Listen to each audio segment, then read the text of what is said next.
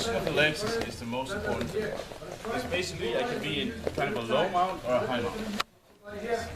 And that makes a whole difference. If I'm low like this, in any kind of low mount, maybe I sit on his hips, maybe I can I really like to do this, pull my heels up, break one of the legs. I don't do this too much because of my knees. He kicks out, he rotates my foot, and that goes straight to my knee. So I like to always just cross my feet and pull my heels up. Same thing, it just takes a bit more thigh muscles, but my knees are safe. So that's what I prefer. The problem is if I'm in any kind of low mount and I try to choke him with any grip, basically, my weight is going onto his hip. Right? There's not much weight on his neck. So when I try to finish this, it's going to be more like my wrists. This is going to be the power that goes into the choke. Right? And maybe if I got old man strength or something, I've been a sailor for 20 years, maybe I could do it. If you grow with Lars, the old guy, almost no hair, he's pretty old, 56. Like he's got grip from absolutely from hell, and he can do it from any position. He'll just grab it and squeeze. But there's no way I'm ever going to do that. There's no way I can ever finish a crusher except if he is absolutely retarded. But there's no way I can do it. So what I need to do to be able to choke him is I need to be able to put my weight into the choke. And here, all my weight basically goes to his hip, down low. So I need to move to some kind of high mount. And it can happen in many ways. Maybe he switches his arms somehow and I move up. Or maybe I kind of have to crank his arm up and start to go up. There's no really recipe for it. But in general, I need my thighs to be under his arms. That's what I'm looking for. If my thighs are over his arms, there's no way I'm going to choke him. Never. I'm going to need to kind of pull it up and go high. And maybe if I want to crank it up, if I just pull like this, it's going to be my pull against his. And probably never going to work. I'm not very strong. And Sebastian is pretty strong, just a little bit. So I can't do this, right? But if I put my hand on the mat, like this, and I kind of place his arm in this area, I can just crawl on the mat. This will be very strong, right? So if I don't touch the mat and he resists, no, it's not going anywhere, he resists the same, I just crawl, right? A caterpillar. And then I can thigh under the arm. It might happen both sides until I get it. Right, this is what I want to be. And the position is like this. Thighs are under the arms. Now, sole of my feet is going to be on his hips. Right, this is very important. And I must point my toes in. Kind of don't take them under his butt. Right, if I do this, it's going to be very difficult to hold the position. Because if he's got a little bit of flexibility, he can easily catch that foot. Now I lose everything. So my feet must be like this. Always pointing the toes in, and sticking under his butt. Some guys, you know, they like to go even deeper. Like if he does a little bridge, they'll go even tighter. It's only one reason for me not to do this, because I really worry about my knees. And I'm getting older. Say 14 years of jiu-jitsu has not done anything good for my knees. So maybe there's some weight on my heel, my foot rotates, and I worry about my knees. It's the only reason why I just stay. And I don't go up high like this, because if he reaches me up and then pushes my foot, reach, see, my foot is going over. If my toes are under his butt, it does the exact same, see, it's not going anywhere. That's a very important detail. And it's the first thing we're going to do, but it's also probably the first thing you're going to forget when you start choking. So when I start to attack the neck from here, then you're like so focused on getting the tap, and then the feet start to do this. You squeeze, and you lose the mount. Right?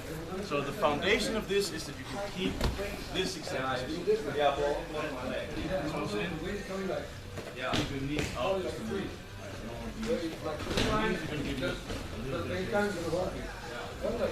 And then for now, I'm just going to take this position, put my hands out, and Sebastian is just going to give me a little bit of resistance. I usually compare to if you're on the back of a truck or something and it's driving on a road with lots of holes in the road. and I'll just try and keep my balance. Right, so hey guys, just switch on your own. So one guy do 5 or 3 or whatever. Hold me. I'll just try to hold this. And I'm going to put 100% focus into keep my feet in the correct position. If I do this for 1 second, and anywhere in the process of the choke, I lose everything. And now I have to pass again, get to mount again, get to position again, set up the choke once more, and I'll start all over. Right? So it's all in the position. So you can start low, so any kind of low mount, and you can try to work yourself up a little bit.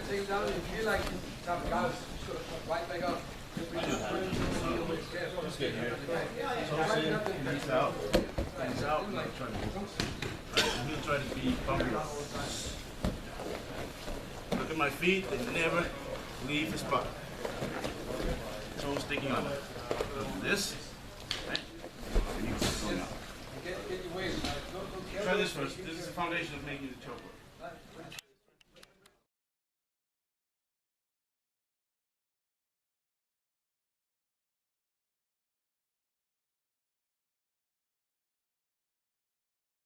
Number 1, position of your leg. Number 2 is patience. And if you don't have patience for this choke, you're never going to make it. If you're too eager to finish, it's going to be too difficult. And that goes basically for everything you do, but especially this choke. You must try to burn him out. Make him tired, try to finish, and be ready to bail at any point. Go back and try. So if I sit here and I go straight for the finish, and I really want it, like the first time I think, okay, I'm gonna have to tap in this first time. I need to. I'm gonna put everything into this one. No matter what happens, we're gonna try. How is his energy level right now, mentally and physically? It's probably close to 100%. Right? He's mounted a little bit low, but I mean, he's still got lots of energy to escape. His mind is clear. He's not that frustrated yet. I put everything into it. If he's gonna try to escape now, like hip bump or roll or shrimp or whatever, right?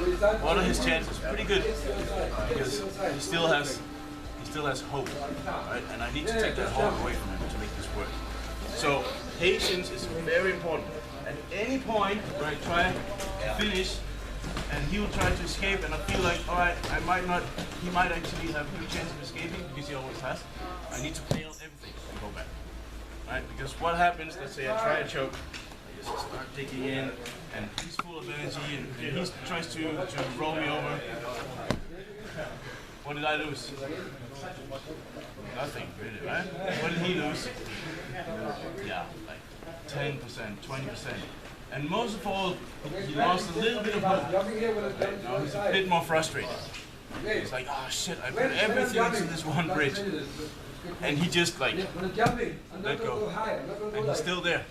Nothing happened, right? So he's gonna be fine.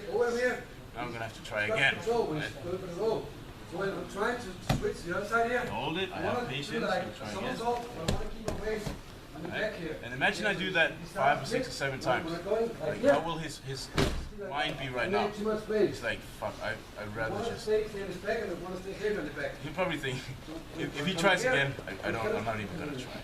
We've all been there, like in competition. I remember 2 weeks ago, Kari Rumble, he was competing. And he got smashed by like a 130 kilo guy in the open weight. And he said he was just thinking, oh, please just try one more good submission and I'll tap. Right? If only he'll try a good attempt right now, I'll give up. It'll be alright. Then he only had like half-ass attempts. Just 8 minutes. Horrible. So that's what I want. I want to mess with his brain. Right? I used to be bigger and stronger and more force stuff to happen, but now I can't anymore. And a lot of guys are faster and stronger and so I just need to mess with his head instead. And that's where I'm strong. Like to make him frustrated, think about one thing, and then I'll do something else. That's my whole game. Otherwise, I don't stand a chance. So this is what I do. I sit in the mount, and first of all, just put my hands up, just to make him try to escape a little bit, and it's fine. It'll work, and I'll just hold it. And then, first grip, one hand goes in, 4 fingers, nothing magical. I can use this to open, and then I grab. And the first grip is always going to be loose. There's no chance I'm going to get the first grip perfect. Right, so just sit here, wait. Remember who's in a hurry? Hear him? He's in a hurry, right? I have all the time. So I'll just grab like a loose grip and then use this hand. So now it's like a one hand. And now he's going to do the same, just bump it up.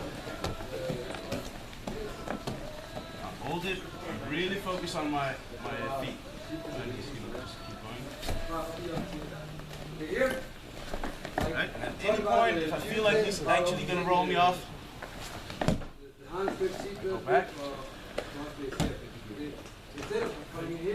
I'll just make sure that it's going to be one more mission.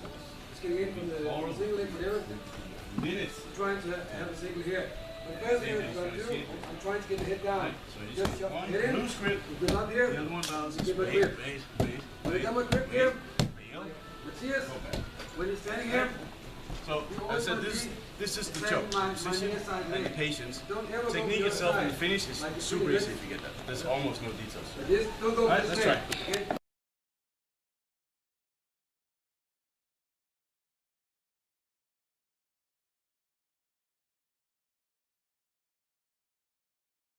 The finish is like this. And the key is, what made the difference for me is that if you think of it as you want to choke with both hands, right, it's going to be too difficult for me. It's going to be too much wrist power. As I progress in this, I can do it a little bit more just with my hands, but I think it's more about just doing a lot of like wrist training, and it's kind of cheating. So the key is that one hand is choking and the other one is crushing. And body pain, that's the key. Choke and pain, that's what makes it work. Right? So what I'm going to do is this. What is he worrying about now? He knows I got one hand super tight. Right? He thinks, oh shit, this is lost. So now he wants to close off this side as much as possible. So he's going to hide his neck, he's going to put his hand up everything he can. Right? So there's no way I'm going to put my head in here, grab anything. I'm not going to put it inside of his gi. Even if I do this, you might even just catch it. Alright, hold it away. He's so worried about this hand getting in position. So there's no way I can get in here and grab anything. Completely closed it off, right? So the key is this. I'm going to take my hand, big circle, like this. It's so big I hit the audience. Big circle so he can't catch it. Big circle, and then I get to this side. And now I'm going to do like a pointy elbow, and I'm going to look right for his teeth, right here, in the middle of the mouth. Alright, so he's going to hide his head like crazy. And I go, and I put my point of my elbow on his teeth. Right, and now I'm going to scrape my forearm across his face, all the way through until my hand hits his neck. Very important. I'm not going to grab the gi, I'm just going to put it on his back. Okay? So he's going to try to hide his head as much as he can. I'm going to go here and I'm going to scrape until I hit his neck. See how I rotate his head? It's a cross face. And this hand is going to do almost like this, right? Shut. And just hold the back. If I hold the gi now, it's going to give. Right? So I just put it on his shoulder and it crosses the teeth. So you see it's one choke and one cross face. Alright, so hide again. Big circle, don't catch it. Over here. And I brush his face until it rotates and I attach to his back. I kind of catch the collarbone, like this. And now I've got the position. Right hand chokes, left hand is on the chin. It's going to be a cross face. Right? And what I do to get the power, now if I want to do this, I don't have it. It's still going to be my hands. So I put my forehead on the mat, keep my feet, and I'm going to rotate my entire body. And probably even before you get there, he's going to tap if you get it tight. But that's where I get the power. See, if I go here, I put my foot and I rotate, imagine that up. I'm going to use my back so instead of just being here. I'm lifting up, I'm dropping weight, I'm sitting like this. Again, he's going to hide. I'm just going to bring in my knees. Alright, go. Point of elbow right here and then slide it across. Until it turns. And I go all the way until I can put 4 fingers behind the back. Just try it out and try to put together. Forehead on the mat. You normally do, like, and start to take it rotate. back. Like stay in the back. And the pressure, as you will feel in a second, is kind of bad. But the kickback is very important. Patience, hold it. Don't just fall And here at any point, if he's about to do a really good escape, just going to drop the shoulder. Right? Try to hold it, don't fuck it up. So it's tight. So don't hold on too tight. Okay? Good. Just play whatever you like to do. And it takes, if you get the angle, the grip right,